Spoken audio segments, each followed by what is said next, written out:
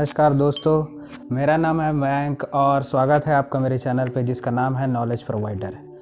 आज हमारे knowledge session में सबसे पहले आ रहा है, ये जो नॉलेज सेशन होगा वो हमारा थोड़ा डिफेंस से रिलेटेड होगा। तो डिफेंस में आज हम ये देखेंगे कि कैसे राफेल को ही भारत ने क्यों चुना अपना एज अ फ्रंट फाइटर या एक इम्पॉर्टेंट फाइटर जो बोलते हैं, या एयर सिक्योरिटी फाइटर। ऐसे तो इंडिया के पास अपना खुद का सुखोई 30 है, बट उसने राफेल को भी क्यों ऑप्ट किया, ऐसी इसमें क्या खासियत है जिसे इंडियन एयरफोर्स ने इसको ऑप्ट किया है। तो आइए देखते हैं। सबसे पहले चीज़ में यहाँ पर अगर मैं बात करूँ कि क्यों इंडिया ने राफेल पे इतने विश्वास दिखाया इस चीज़ के, इसके लिए सबसे पहले आपको राफेल की खासियत के बारे में जानना पड़ेगा। और ख़ासियत की अगर बात करें तो सबसे पहले आपको समझना होगा राफेल की हिस्ट्री को। क्यों राफेल इतना खास है, क्यों इसमें इतनी खासियत है, ऐसी क्या चीज़ है बाकी फाइटर्स के मतलब कंपैरिजन में जिससे राफेल इतना ज़्यादा अच्छा खासा वेपन, एक अच्छा एयरक्राफ्ट साबित होता है इन सब के कंपैरिजन में। तो पहले अगर हम यह हिस्ट्री पे जाएं राफेल की, तो सबसे पहले आप ये समझिए कि राफेल क्यों इतना खास है। राफेल की अगर सबसे पहले बात करें हिस्ट्री से रिलेटेड, तो राफेल को जब बनाया जा रहा था, जब ये प्रोग्राम चल रहा था, जब डेवलपमेंट था, तो इसकी कमी जब खली फ्रांस को वो 1970s के आसपास था। अब आपको पता है यूरोपियन कंट्रीज़ बार बार वो तो स्टैंडर्ड बाय स्टैंडर्ड वो धीरे धीरे अपडेट होते रहता है, उनका next to next generation fighter लाते गए हैं। तो ये कहानी राफेल की लगभग 1970s के आसपास की। 1970s में फ्रांस जो है वो एक सीख कर रहा था, एक कमी महसूस कर रहा था, अपने जो मिराज फाइटर्स थे उनको रिप्लेस करने की कोशिश कर रहा था। तो इस मिराज फाइटर्स को रिप्लेस करने के चक्कर में पहले उसने एसोसिएशन किया अपना यूके से और बाकी जितने भी यूरोपियन कंट्रीज थे, यूके, ब्रिटेन, जो भी आपका यूके ब्रिटेन तो एक ही है यहाँ पर, तो इन सब से वो जो था एसोसिएशन कर रहा था ताकि एक अच्छा खासा फाइटर वो डेवलप कर सके। तो उनके एसोसिएशन से जो फाइटर एक डेवलप हुआ जिसको हम लोग बोलते हैं आज के डेट में Eurofighter. But Eurofighter as a multi role fighter था। ये मल्टी रोल फाइटर होने के बाद इसमें कुछ खामियां पाई गई थी।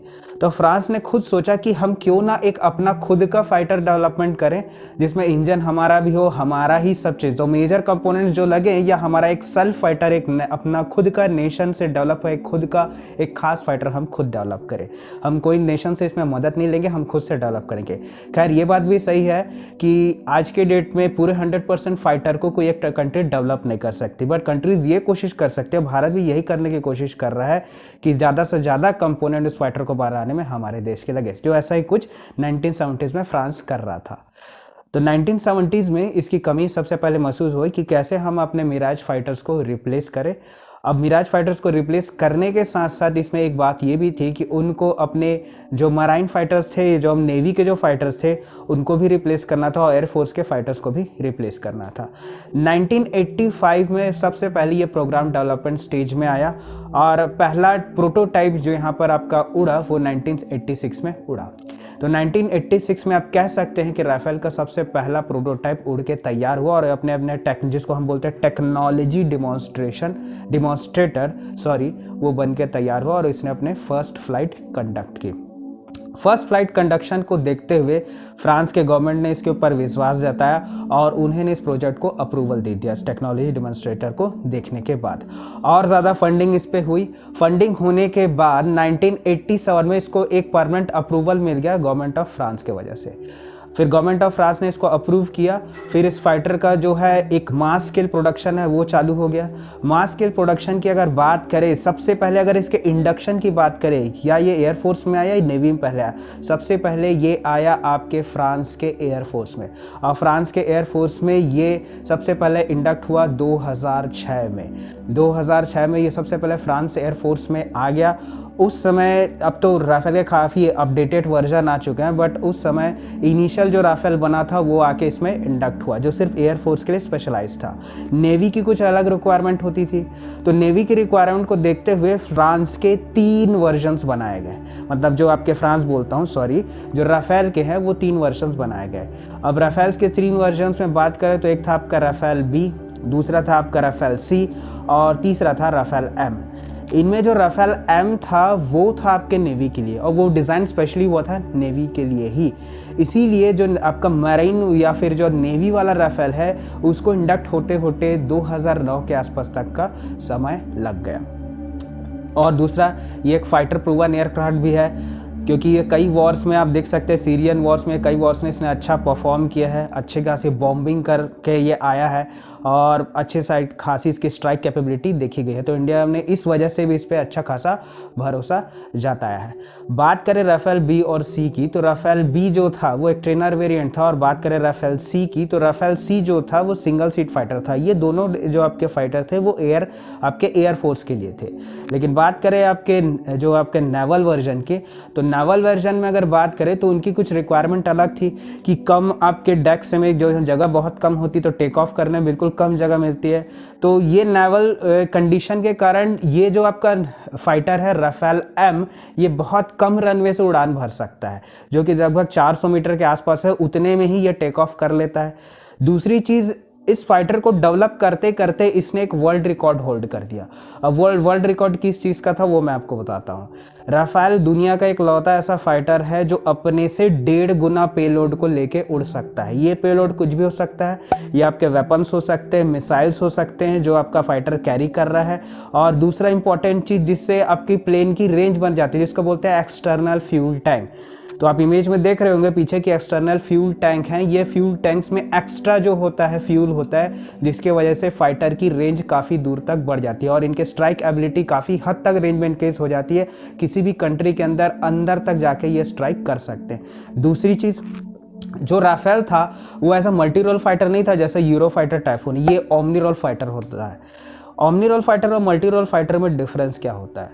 मल्टी रोल फाइटर वो होता है जैसे वो चारों के, जैसे अगर मैं बोलूँ 1 से 4 काम को करने के लिए सपोज किसी फाइटर को हम डिज़ाइन कर रहे हैं, तो वो 4 फाइटर डिज़ाइन, वो मतलब ये समझिए कि वो 4 काम डिज़ाइन तो करेगा या 4 काम को बहुत अच्छे से परफॉर्म किया जाएगा, उसको डिज़ाइन ऐसे ही किया जाएगा कि वो चारों काम को अच्छे से परफॉर्म करे, लेकिन उसकी स्पेशलिटी होगी ना वो सिर्फ एक काम में होगी। सपोज जैसे किसी फाइटर की एबिलिटी है कि वो सबसे ज़्यादा इंटरसेप्टर है, बहुत अच्छा इंटरसेप्टर है, बाकी काम में थोड़ा थोड़ा कर लेता है। लेकिन ओमनी रोल की ये खासियत होती है कि इनको जितने काम दिए जाए ना, ये सब काम को बहुत अच्छे से प्रेसिशन से परफॉर्म करता है। सपोज ये 4 काम के लिए डिज़ाइन हुआ है, चारों के चारों काम को बहुत अच्छे से ये क्या करता है, परफॉर्म कर सकता है। तो ये आपका बहुत चारों काम नहीं, ये कई काम को आपके कर सकता है। सबसे पहले इसके में न्यूक्लियर डिलीवर कैपेबिलिटी है, हम इससे न्यूक्लियर वेपन ले जा सकते हैं और स्ट्राइक कर सकते हैं। दूसरी इसकी एबिलिटी है कि मल्टीपल बॉम्बिंग कर सकता है। दूसरी है ये मल्टीपल मिसाइल्स को कैरी कर सकता है, ये इंटरसेप्ट भी बहुत अच्छा है, और हम इसको एज अ अपने कंट्री में एयर सुपेरियोरिटी फाइटर भी रख सकते हैं। जो फाइटर है वो मल्टी डायरेक्शनल है, मतलब मल्टी डायरेक्शनल नहीं बोलना चाहिए, इसमें जो रेडार लगा हुआ है वो आपका मल्टी डायरेक्शनल रेडार लगा हुआ है। ये एयर सुपेरियोरिटी फाइटर है, जैसे कि पहले अभी आपको मैंने बताया। दूसरा है ये न्यूक्लियर वेपन को बहुत अच्छे से डिलीवर करता है। इसमें अब क्या क्या एडवांस चीज़ लगे हुए हैं, फ्रांस की कंपनी इसको इतना ज़्यादा एडवांस कैसे बनाया, अब इसके कुछ पैरामीटर्स मैं आपको बताता हूँ ये कि कितना हद तक ज़्यादा ये एडवांस है। इसके एडवांसेस से आपको ये पता चलेगा कि इसके अंदर की जो वायरिंग हुई है, अगर इसके पूरी वायरिंग को देखें तो वायरिंग को अगर आप खोल के रख दो ना, मतलब एक राफेल को अगर आप खोलो और उसके अंदर की वायरिंग को आप खोल के रखो ना, इसमें 25 किलोमीटर लंबी वायरिंग वो निकल जाएगी। इतना ज़्यादा वायरिंग का इसमें यूज़ हुआ है। फिर उसके बाद इसमें ऑप्टिकल सेंसर का काफ़ी ज़्यादा यूज़ हुआ है। अब जो कोई नई चीज़ें इसमें जो यूज़ हुए हैं मैं उसके बारे में डिस्कशन करता हूँ और उसके बताता हूँ। अगर ये खाली प्लेन अगर उड़े, मतलब अगर इसमें कोई वेपन कुछ भी नहीं लगाया जाए और अगर खाली जो उड़े, तो ये 11 टन इसका खुद का वेट होता है। तो जो एयरक्राफ्ट का खुद का वेट होता है वो लगभग 11 टन का होता है। लेकिन अगर बात करें यहाँ पर आपकी, अगर पूरे वेपन को लोड वोड करके, फ्यूल टैंक को लोड वोड करके, तो मैक्सिमम कितना करता है। अब यहाँ पर कहानी बदलती है, 11 टन के साथ साथ ये एक्स्ट्रा 16 टन को लेके अपने साथ उड़ सकता है। ये 11 टन में उसके साथ नहीं बोल रहा कि 11 + 6 टन, ऐसा नहीं बोल रहा हूँ। 11 खुद प्लेन का ही वेट है और अलग से 16 जो कि आपका, इसमें आप वेपन इंक्लूड कर लीजिए, चाहे फ्यूल टैंक इंक्लूड कीजिए, चाहे मिसाइल्स कैरी कीजिए, ये 1.5 गुना ज़्यादा, इतना ज़्यादा वेट को उड़ लेता है। इसकी इफेक्टिविटी आपको इसी से पता चलती है और इसी कारण ये वर्ल्ड रिकॉर्ड होल्ड करता है। जितने भी आपके फाइटर प्लेन्स हैं उनमें सबसे एडवांस तरीके से, या बोलना चाहे सबसे ज़्यादा वेट कैरी करने वाला फाइटर है, जिसमें इसका वर्ल्ड रिकॉर्ड है। तो ये बहुत ज़्यादा अच्छा फाइटर है इस मामले में भी। बात करें कि इसमें लगे हुए हैं, जैसे अगर देखेंगे कि अगर कोई फाइटर प्लेन को अगर पायलट ड्राइव कर रहा है और यहाँ पर जो फ्यूल बे होता है, जो आपके आगे में जो यहाँ से फ्यूल होता है, एयर टू एयर रिफ्यूलिंग होती है, तो फ्यूल बे आगे लगा हुआ होता है, उसी के सामने पायलट्स के जस्ट सामने एक टेलीस्कोपिक पोड लगी होती है। अब टेलीस्कोपिक पोड ऐसा क्या इंपॉर्टेंस है? टेलीस्कोपिक पोड का ये इंपॉर्टेंस है कि काफ़ी दूर अगर कोई फाइटर प्लेन आ रहा है या एनिमी को कोई फाइटर प्लेन आ रहा है, टेलीस्कोपिक पोड बिल्कुल उनके स्क्रीन के, जैसे कांच लगा हुआ है, समझिए पूरा आपका स्क्रीन लगा हुआ है, उसके सामने जो पूरा कांच से कवर होता है फ्लाइट का, उसके सामने जस्ट एक छोटे से टेलीस्कोपिक पॉड लग रही थी, जो उतने दूर के भी इमेज को बिल्कुल जूम करके पायलट को बताती है। तो पायलट को ठीक ठीक अंदाज़ा हो जाता है, उसके एनिमी की डिस्टेंस बहुत दूर होगी, लेकिन उसके बावजूद भी पायलट को बिल्कुल ठीक से अच्छे से दिखता है टेलीस्कोपिक पॉड में। तो ये बिल्कुल पायलट के सीट के समझिए बाहर की ओर आगे लगा होता है, जो आप लोकेशन इस इमेज में देख रहे होंगे। दूसरी बात करें रिकॉनेसेंस पॉड। अब रिकॉनेसेंस पॉड जो होता है वो अगर फ्लाइट उड़ रहा है उसके बीच नीचे में, आप इमेज में और अच्छे से देख रहे होंगे कि रिकॉनेसेंस पॉड जस्ट नीचे लगा होता है। अब रिकॉनेसेंस पॉड की स्पेशलिटी क्या होती है, अब उसको मैं आपको बताता हूँ। रिकॉनेसेंस पॉड की स्पेशलिटी ये होती है कि सपोज उसको किसी जगह जाके स्ट्रेटेजिक बॉम्बिंग करनी है, आसपास के जगह में उसको बॉम्बिंग नहीं करनी है, अच्छे से बॉम्बिंग, और बॉम्बिंग बिल्कुल एक्सिक्यूशन मतलब बिल्कुल एक्सिक्यूट तरीके से उसी जगह पर जाके वो बॉम्ब गिरे जहाँ पर हमारा टारगेट हो। यहाँ पर आपका काम करता है रिकॉनेसेंस पॉड। तो ये रिकॉनेसेंस पॉड हेल्प करता है नीचे के जितने आपके जगह, क्योंकि प्लेन अगर सामने से रहे तो वो तो रेडार्स आपके देख रहे हैं, नीचे रिकॉनेसेंस पॉड जो बॉम्बिंग को बिल्कुल सही तरीके में ड्रॉप करने में मदद करता है। बात करें इसके मल्टी डायरेक्शनल रडार के, जो एरोप्लेन है, सॉरी एरोप्लेन नहीं बोला, जो आपका फाइटर जेट है उसके सामने जो नोज पॉइंट होता है, तो नोज पॉइंट के अंदर रेडार्स लगे होते हैं। जैसे हमारे पास है ऐसा रेडार जो अभी यूज़ हो रहा है हमारे फाइटर प्लेन्स में, इनका भी बहुत एडवांस रेडार है, मल्टी डायरेक्शनल रेडार। अब इसकी खासियत क्या होती है, ये आपके लगभग 40 किलोमीटर मतलब 100 किलोमीटर की रेंज के आसपास होता है। आजकल तो और ज़्यादा एडवांस हो गए, 150 किलोमीटर तक के रेंज वाले रेडार आ रहे हैं। इस रेडार के खासियत की वजह से ये होता है कि जो एक सिंगल फाइटर जेट होता है वो एक साथ बहुत सारे टारगेट को ट्रैक कर लेता है। सपोज एक प्लेन यहाँ से उड़ रहा है और उसके सामने मान लीजिए 100 किलोमीटर के रेंज पे या 150 किलोमीटर के रेंज में कई और फाइटर प्लेन्स उड़ रहे हैं, तो उनको ये पहले ही डिटेक्ट कर लेगा इस रेडार के मदद से। तो ये रेडियस का जो रेंज इस रेडार का रेंज काफ़ी दूर तक होता है, लगभग 150 किलोमीटर। तो आप समझ सकते हो ये मल्टी डायरेक्शनल होता है, एक दिशा में नहीं, कई मल्टी डायरेक्शन, कई दिशा से जो फाइटर्स आ रहे हैं उनका पता ये पहले से लगा लेता है, और ये रेडार उनको हेल्प करता है, और पहले से ही रेडार पे जो दुश्मन या एनिमी के फाइटर प्लेन्स हैं वो डिटेक्ट हो जाते हैं। बात करें यहाँ पर, जैसे अभी डिस्कशन हो रहा है हमारा रिकॉनेसेंस पॉड का, तो रिकॉनेसेंस पॉड की खासियत क्या होती है वो ज़रा मैं आपको बताता हूँ।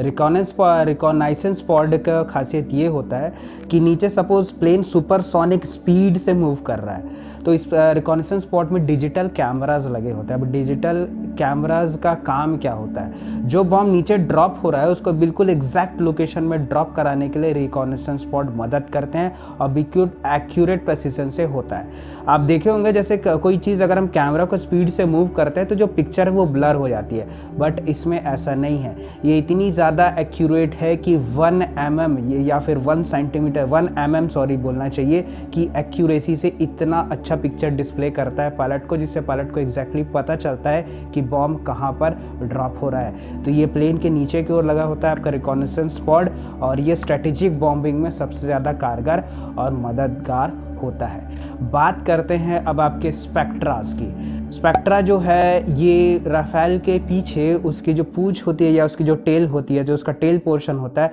उस पर ये सेंसर्स लगे होते हैं, आप इमेज में देख रहे होंगे। अब ये इमेज का काम क्या, इस जो स्पेक्ट्रा है इसका काम क्या होता है। स्पेक्ट्रा का काम यहाँ पर ये होता है कि स्पेक्ट्रा पीछे से आने वाले कोई फाइटर है या कोई चीज़ है उसको सेंस कर लेता है। इसमें सेंसर्स लगे होते हैं, वो सेंसर्स पायलट को बता देते हैं कि पीछे से कोई फाइटर प्लेन अप्रोच हो रहा है या पीछे से कोई मिसाइल आ रही है। उस मिसाइल का ये पता पहले से आपके फाइटर जो पायलट है उसको पहले से बता देंगे, फाइटर प्लेन के जो पायलट है उसको पहले से ही बता देंगे, और जो आपका फाइटर प्लेन का पायलट है वो पहले से ही सतर्क हो जाता है बिकॉज ऑफ दिस सेंसर की मदद से। दूसरा चीज़ है ये स्पेक्ट्रा जो है वो आपके इलेक्ट्रोमैग्नेटिक पल्स जो होते हैं उसको छोड़ते हैं। जो आपके इलेक्ट्रोमैग्नेटिक पल्स से मिसाइलों से बचा जा सकता है, जो फ्लेयर्स निकलते हैं जो अब इमेज में देखेंगे, जो जिससे फाइटर प्लेन को आप बचा सकते हैं। तो इन सब की मदद से जो मिसाइल को क्या है मिसगाइड कर दिया जाता है, उसकी दिशा को भटका दिया जाता है, ताकि अब ये कुछ स्पेक्ट्रा ऐसे पल्स को रिलीज करते हैं, इलेक्ट्रोमैग्नेटिक पल्स को, जिससे वजह से जो हीट सीकिंग मिसाइल है, अब हीट सीकिंग मिसाइल्स कैसे किस चीज़ पे काम करती है ये मैं किसी और वीडियो में आपको बताऊंगा।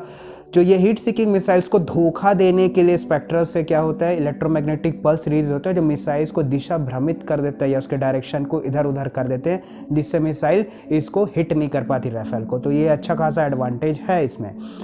इनके बाद अगर बात करें, हमने डिस्कशन किया रिकॉनेसेंस स्पॉट का, स्पेक्ट्रा का।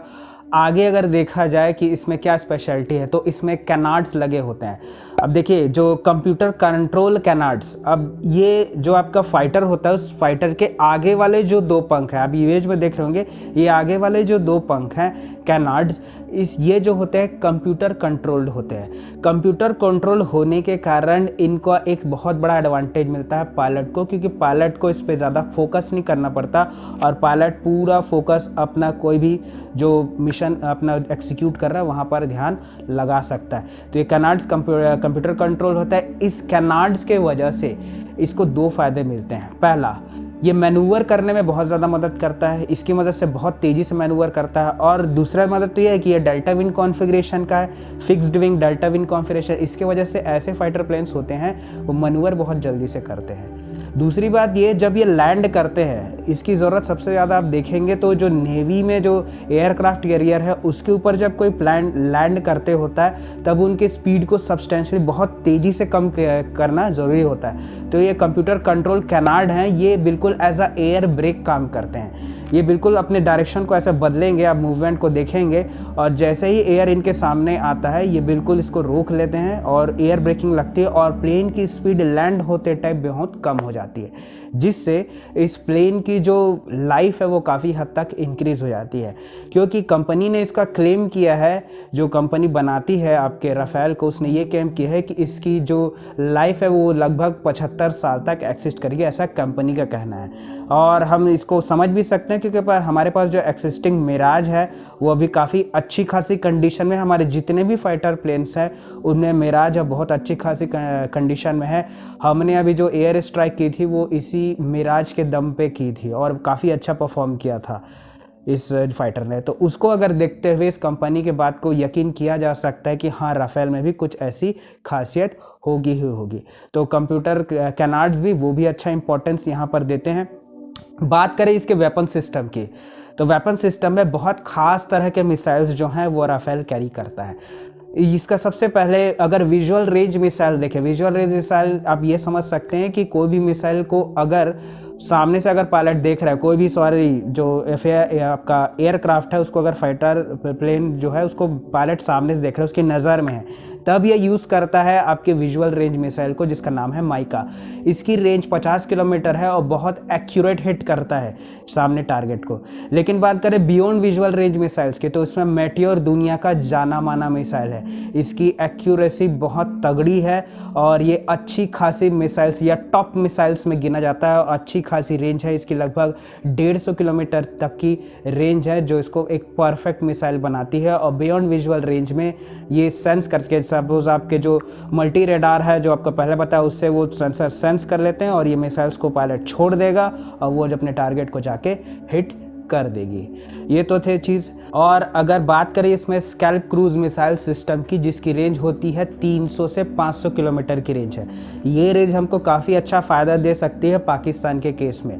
तो आप देखे होंगे राफेल अभी जब डिप्लॉय हुए तो अम्बाला में डिप्लॉय कर दिए गए हैं। खैर हमारा जो कंसर्न है वो चाइना की तरफ ज़्यादा हो गया है, लेकिन पाकिस्तान को हमारे ही सीमा से हिट करने में ये मिसाइल्स काफ़ी ज़्यादा मददगार है, जिनकी 300 से लेकर 500 किलोमीटर की रेंज है। तो हम अपने एयर स्पेस में ही रह के उन फाइटर्स को अच्छे से ठिकाने लगा सकते हैं, इनके जो F-16 है उनको।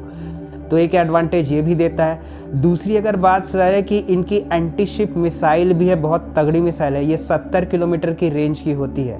तो एक्रोसैट नाम की एंटी शिप मिसाइल भी इसमें लगते इंडक्ट होती है, इसकी रेंज होती है 70 किलोमीटर की। अब ये मिसाइल की खासियत ये है कि ये आपके जो फ्रिगेट्स होते हैं, जो आपके डिस्ट्रॉयर्स होते हैं, इनको बहुत प्रेसाइज तरीके से हिट करता है, बहुत एक्यूरेसी से हिट करता है। तो जो हमारा मराइन वेरिएंट है या जो नेवी वेरिएंट है, उसमें ये बहुत अच्छा खासा एक वेपन पैकेज हमको मिल जाता है। तो इसीलिए आप देखते होंगे काफ़ी सारे इश्यूज क्रिएट हुए थे, राफेल की कीमत इतनी ज़्यादा क्यों हो गई, तो इनके वेपन सिस्टम में बहुत ज़्यादा खासियत है।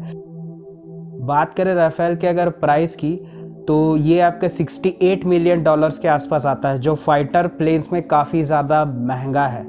अभी इतनी महंगा क्यों है, तो आप देख सकते हैं इस पे ज़्यादा, इस प्लेन को रेडी करने में आप देखेंगे तो लगभग 7 आपके समझ जाइए 2 घंटे का समय लगता है, और 7,000 एम्प्लॉयज़ या वर्कर्स मिलके इसको बनाते हैं। तो एक प्लेन को अगर आप राफेल को रेडी करना चाहते हैं, लगभग मान के चलिए 2 साल का समय होता है। बट मानना पड़ेगा फ्रांस का, वो इतनी जल्दी हमें फाइटर प्लेन को डिलीवर करके दे रहे हैं, तो ये बहुत अच्छी बात है।